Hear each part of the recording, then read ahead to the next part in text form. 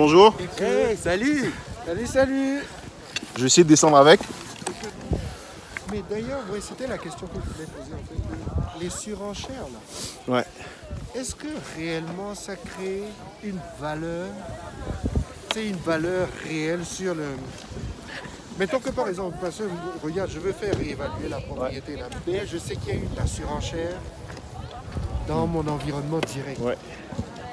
Pour moi, je pense que oui, ça va avoir une influence sur le prix, la vraie valeur, Écoute, la valeur réelle. la valeur d'un bien n'a rien à voir avec la qualité du bien ou avec le bien en lui-même. La valeur d'un bien a tout à voir avec la volonté de personne à acheter ce bien-là.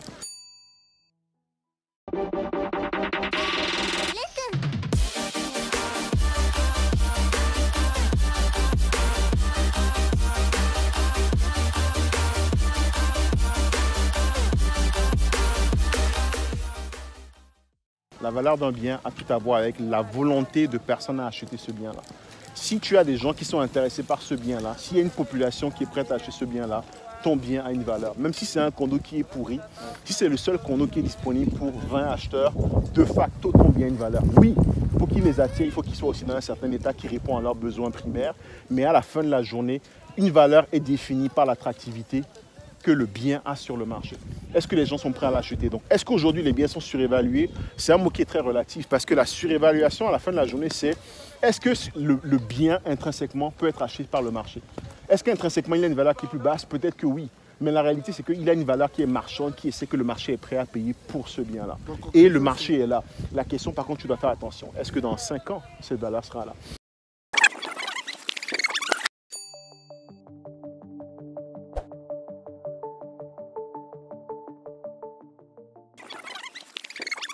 Il y a des gens qui se sont rués pour aller acheter des chalets à cause du Covid. Ils ont fait un bon move, c'est vrai, mais ils ont acheté un chalet peut-être 50 000 au-dessus de ce qu'il valait avant le Covid. Est-ce que dans 2 ans, quand les frontières vont réouvrir, si tu as le choix entre aller à Chicoutimi ou à Miami, tu vas aller où? Donc les gens vont aller à Miami. Donc les gens qui ont acheté des chalets à prix d'or, ils vont peut-être devoir commencer à voir leur prix qui va baisser. Mais ce n'est pas la fin du monde, parce que s'ils ne prévoient pas de vendre dans quelques années, ce n'est pas grave. Par contre, s'ils sont forcés de vendre l'année prochaine parce qu'ils n'arrivent pas à le rentabiliser, et que ça devient... Là, maintenant, c'est un inventaire qui est forcé. Ça va finir sur le marché, ça va tirer les prix vers le bas. Comme ce qui est en train d'arriver dans Griffintown aujourd'hui. Les gens sont forcés de vendre parce qu'ils n'arrivent plus à louer sur Airbnb. Et du coup, ça chute. Mais s'ils sont capables d'attendre 5-6 ans, ça va remonter. L'exemple que je donne toujours, c'est l'île de Manhattan ou bien San Francisco, qui a une situation géographique un peu particulière. En 2000, ça valait à peu près 400 000 une maison sur l'île de Manhattan. Avec la crise de 2008, c'était arrivé à 800, ça chutait un peu. Mais c'est reparti à la haute, ça vaut 1,3 million aujourd'hui. Donc, si tu n'es pas forcé, le seul moment où tu perds de l'argent en immobilier, c'est si tu es forcé de sortir du marché au mauvais moment. Mais tout est cyclique. Là, aujourd'hui, ça va cracher un peu.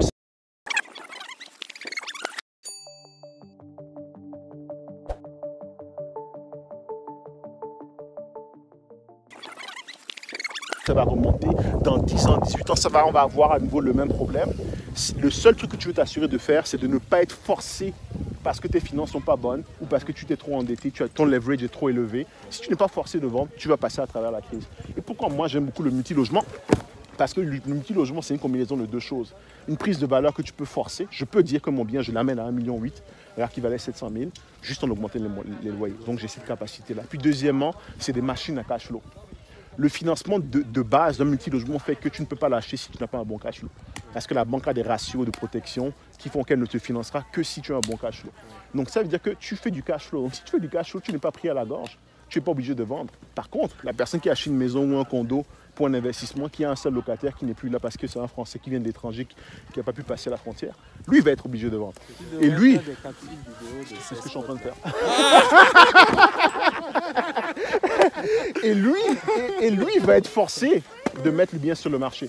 Le plus gros ennemi des prix en immobilier, c'est ce qu'on appelle l'inventaire. C'est la quantité de biens qu'il y a sur le marché. Aujourd'hui, au centre-ville de Montréal, il y a quelque chose de très dangereux qui est en train de se passer. Il y a énormément d'inventaire qui va arriver sur le marché parce que tu as des gros méga projets. Tu as un projet qui s'appelle Maestria. C'est 1000 unités qui vont arriver d'un coup sur le marché. C'est pas le truc du Place des Arts. Rouge, hein. Place des Arts, non. Ah non. Parce qu'il y a un gros truc aussi du côté rouge, là, en fait, dans l'ouest.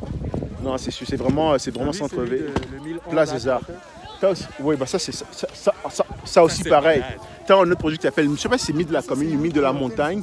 C'est du luxe. Ouais. Je crois que c'est Mythe de la commune. Non. Mythe de la montagne, je pense. Pareil aussi, 1000 unités qui vont être livrées sur 2 ou 3 ans. Ça va faire un gros volume. Et le pire, c'est que ces unités-là ont été designées à une époque où est-ce que les promoteurs pouvaient s'en sortir en vendant ce qu'on appelle des micro-condos. 500 pieds carrés, 400 pieds carrés. Vas-tu vraiment payer dans 2 ans 500 000 euros pour 500 000 $ pour un 500 pieds carrés au centre-ville de Montréal, où est-ce que tu n'as pas de bureau séparé, tu n'as pas un grand espace, tu n'as pas un balcon extérieur. Avec le même montant, tu vas aller acheter un château en Estrie.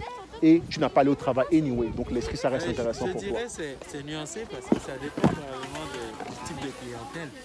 Parce que la clientèle dans le centre-ville, c'est une clientèle plus d'affaires.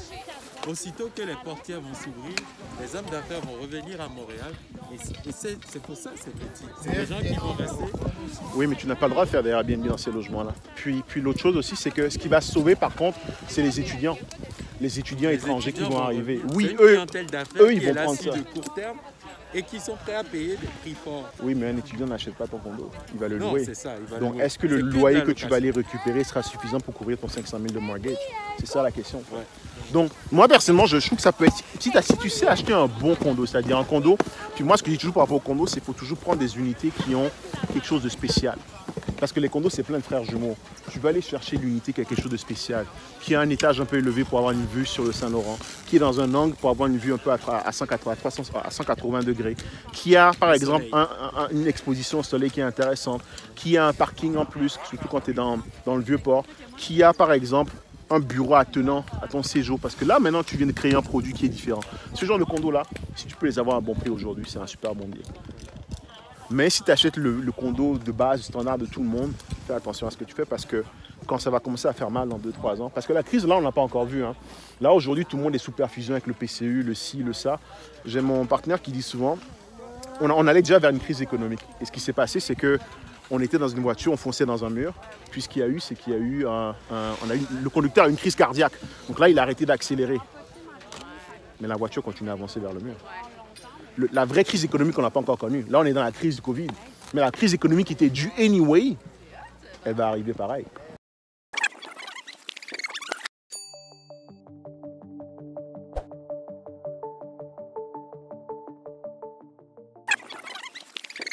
Donc c'est là il faut faire attention parce que... Cette crise ne fait pas effet comme une...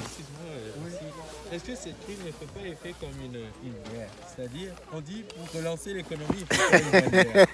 Et c'est cette guerre-là qui permet d'injecter des milliards et qui va permettre justement au marché de repartir. Quand je vois Biden qui va relancer l'économie avec les 1700, 2000 milliards dans l'économie et qui va profiter à nous directement, il va le faire parce que la philosophie économique des démocrates est inciter la consommation. C'est à gauche. Bon, j'ai un ami qui me disait hier, c'est que normalement, on avait déjà la crise dont je te parlais, le mur dans lequel on entrait, c'était le mur de l'endettement. Tous les États étaient surendettés, 100% du PIB et beaucoup plus. Mais c'est là où j'en viens, c'est-à-dire... Et d'ailleurs, c'est la capacité des pays européens, des pays occidentaux, en fait, de créer... Mais c'est là le problème, parce qu'à un moment, la dette, tu dois la rembourser d'une manière ou d'une autre. C'est ce qui est arrivé avec la Grèce qui a failli faire faillite. Et l'Europe l'a baqué en disant, on annule une partie de la dette, par contre, on vous impose des restrictions drastiques au niveau social. Ce qui va se passer, c'est que si on doit rembourser les dettes de ce qu'on a dépensé là, c'est clair qu'il va y avoir une grosse faillite mondiale. Par contre, comme le disait mon ami Lionel la dernière fois, c'est que maintenant, il y a un new normal. Le nouveau normal, c'est la dette. Quand tu regardes le Japon, ils ont toujours une dette qui était à 200% de leur PIB. Pourtant, ils étaient OK avec ça. C'est en Europe que l'Europe nous impose d'avoir un équilibre, d'avoir une santé financière qui fait qu'on peut limiter l'endettement à 100% du PIB. Oui, mais là, mais tout ça, ça a explosé aujourd'hui. Il n'y a plus personne qui respecte le 100%. Donc là, est-ce que la question va être de dire, maintenant, la nouvelle norme qu'on vous demande de respecter, c'est 200%? Est-ce qu'on va reset en disant, on oublie le premier 100%, vous pouvez monter jusqu'à 200%? C'est ça le new normal. Comme tu dis, c'est un new normal. En fait, c'est le new normal. C'est ça. C'est là où est-ce qu'il y a de l'incertitude aujourd'hui. Donc, écoute, personne ne sait dire s'il va y avoir une crise ou pas. Mais à un moment, il va y avoir des restrictions. Mais la crise, justement, peut être étouffée par ça, en fait. En augmentant justement ces standards-là pour étouffer le truc. En les baissant, tu veux dire, mais on se comprend. Oui, oui. Un des éléments à regarder, ça va être mercredi prochain. Il va y avoir l'annonce des taux directeurs de la Banque centrale.